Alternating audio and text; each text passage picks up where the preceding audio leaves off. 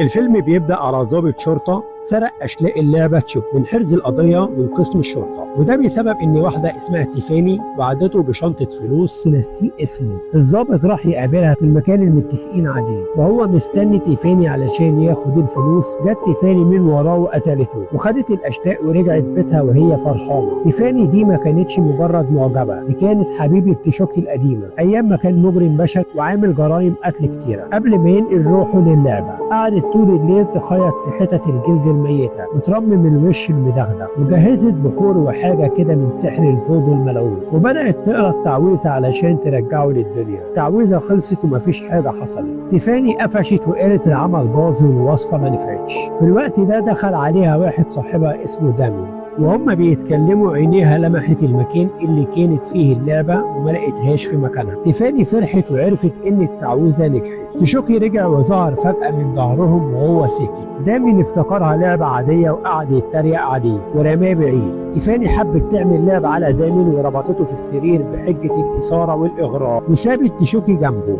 مستنية تشوف هيعمل ايه. دامين شتم اللعبة وهنا تشوكي الشتيمة استفزته وغضب جدا، لف وشه ببطء مريب وشال حلقات كانت موجودة في بق دامين بكل عنف. دامين قعد يصرخ وتشوكي فضل يضحك بطريقة شيطانية مرعبة وجاب المخدة وكتم نفس دامين لحد ما مات. تيفاني كانت فرحانة جدا برجوع حبيبها وقالت له أنا بدور عليك بقالي 10 سنين. على الناحية التانية بنتعرف على جار تيفاني شاب اسمه جيسي بيعشق بنت اسمها جايد. المشكلة إن جايد عايشة مع عمها ضابط شرطة اسمه تنكت. عمها كان شايف إن جيسي صايع ومش من مستواهم ومنعه من مقابلتها. جيسي عشان يشوفها خلى صاحبه ديفيد يعدي على جايد كأنه هيخرج معاها لوحدهم، وعمها وافق وهو شاكك وتصرف بذكاء. كلم زمايله في الشرطة علشان يوقفوا العربية على الطريق وفعلا كبس عليهم ولقى جيسي معاه. عمها هدد جيسي انه لو لقاه مع جايد هيلبسه قضية ومصيبة توديه ورا الشمس، وخد البنت ومشي. نرجع لتيفاني وهي قاعدة مع تشوكي وبتقول له بدلع يوم ما اتقتلت في محل اللعب أنا لقيت الخاتم ده في البيت وعرفت إنك كنت جايبه عشان تتجوزني. تشوكي قعد يضحك بسخافة وقال لها تتجوزي مين يا غبية؟ الخاتم ده كنت شايله لواحدة تانية أصلا.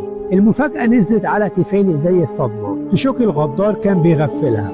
تيفاني قررت تندمه على الكذبة دي وتكسر عينه. اتريقت على شكله إنه هو لعبة أطفال وحبسته في قفص وقفلت عليه بقفل. تاني يوم تيفاني جابت جثة دامين المقتول وحطتها في صندوق وندهت على جارها جيسي وطلبت منه يشيل الصندوق ده يحطه في العربية. جيسي شال الصندوق وهو مش فاهم إن جواه قتيل. وتيفاني رجعت تغيظ تشوكي وجابت له لعبة عروسة باربي وحطتها له في القفص وقالت له بطريقة عشان تتجوزها يا لذيذ. تشوكي عينه اسودت من الغل وقال لها وديني لا اقتلك. بالليل تيفاني قاعدة مستجمة في البانيو وبتتفرج على التلفزيون. تشوكي عرف يكسر القفص بالخاتم اللي كان معاه وهرب وقعد يتسحب لحد الحمام وبكل غدر رمى التلفزيون شغال جوه البانيو. تيفاني اتكهربت وماتت في الحال. تشوكي جاب كتاب السحر وقعد يقرا التعويذه ونقل روح تيفاني للعبه العروسه اللي كانت معاه. تيفاني صحيت لقت نفسها عروسه بلاستيك واتجننت وقعدت تضرب فيه وهو بيضحك ويقول لها كده خالصين يا حلوه عشان تتعلمي تتريقي عليا تاني. بس المشكله انهم عشان يرجعوا لاجسام بشريه محتاجين سلسله سحر الفودو الملعونه، والسلسله دي كانت في رقبه تشوكي لما اتقتل واتدفنت مع جثته في مقبره في ولايه نيو جيرسي. تيفاني شغلت دماغها وكلمت جيسي جارها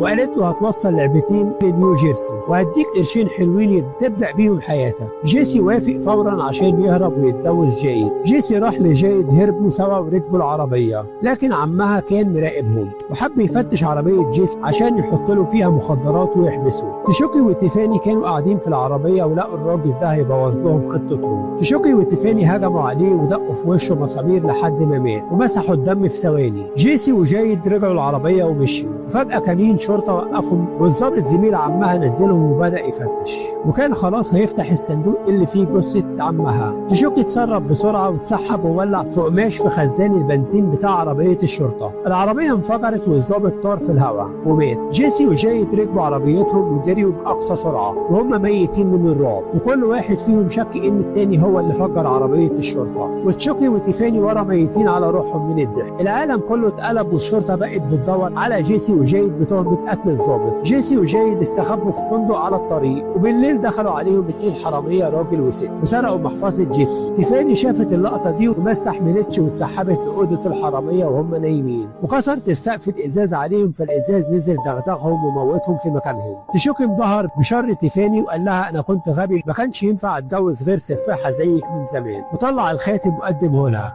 وعاشوا ليلتهم واتجوزوا وهم عرايس. الصبح الريحه طلعت من العربيه، ريحه جثه الضابط المحشوره في الصندوق. صاحبه ديفيد اللي قال لهم عشان يحل الازمه شم الريحه وشاف الدم، فتح الصندوق وشاف جثه الضابط، رفع الطبنجه على جيسي وجايد وافتكرهم هم اللي قتلوه، وهو بيندى على عربيه شرطه معديه. تشوكي وتيفاني قاموا ووقفوا ورفعوا السلاح. ديفيد من صدمته ورعبه ان اللعبه بتتكلم رجع لورا خطوتين، طلعت عربيه فجاه على الطريق وخبطته ومات في ثواني. تشوكي ضرب نار على كاوتش عربيه البوليس وعطلهم، واجبروا جيسي وجايد يكملوا طريقهم للمقبره في نيو جيرسي وهم مرعوبين. الاخبار تاني يوم قالت ان بصمات السفاح تشارلز اللي هو تشوكي موجوده في كل حته، والشرطه راحت عشان تفتح قبره عشان تتاكد. تشوكي وتيفاني خافوا ان السلسله تضيع، سرقوا عربيه بيت متنقل عشان يستخبوا في الطريق. جايد اتشجعت وشاطت تيفاني جوه فرن العربيه المتنقله وولعت فيها، وجيسي شاط تشوكي بره العربيه، والعربيه عملت حادثه واتقلبت في الغابه. تيفاني طلعت من الفرن المحروقه ومتبهدله بس لسه عايشه، وراحت تهجم على جايد بس جيسي رماها بعيد. تشوكي ظهر تاني ورفع السلاح على جايد واجبرها توديه للمقبره. هناك لقوا ضابط بيحفر وتشوكي قتله في ثواني، وخلى جايد تفتح التابوت وتاخد السلسله الملعونه من رقبه جثته القديمه. في اللحظه دي جيسي ظهر وهو ماسك تيفاني المحروقه وبيهدد تشوكي علشان يسيب جايد والا هيقضي على صاحبته. تشوكي قال خلاص خدها مش عايزها، وتيفاني راحت له وهي زعلانه، بس تشوكي بص لها بقرف وقعد يتريق عليها بعد ما اتحرق، واتحدف سكينه جت في جيسي وربطهم هما الاثنين وبدا يقول تعويذه نقل الارواح. تيفاني هنا حست بالغدر وقررت تنقذ جيسي وجايد، طلعت سكينه وطعنت تشوكي في ظهره. تشوكي ما ماتش وقام وفضلوا يطحنوا في بعض لحد ما تشوكي طعنها طعنه موتتها. جايد فكت نفسها وجابت البندقيه وشاطت تشوكي ووقعته جوه المقبره، وفضلت تضرب نار عليه لحد ما دغدغته تماما ومات جنب جثته. الشرطه وصلت والظابط شاف المنظر وفهم اللعبه وعرف ان جيسي وجايد ما قتلوش حد. جيسي وجايد مشوا وهم مش مصدقين انهم خلصوا من الكابوس ده. الظابط قرب يتفقد جثه تيفاني وفجاه العروسه بدات تصرخ وانها كانت بتولد ابن تشوكي الملعون. الطفل الصغير نزل من هنا وهجم على الظابط وعضه من رقبته وموته في ثانيه. واشوفكم على خير في فيلم جديد.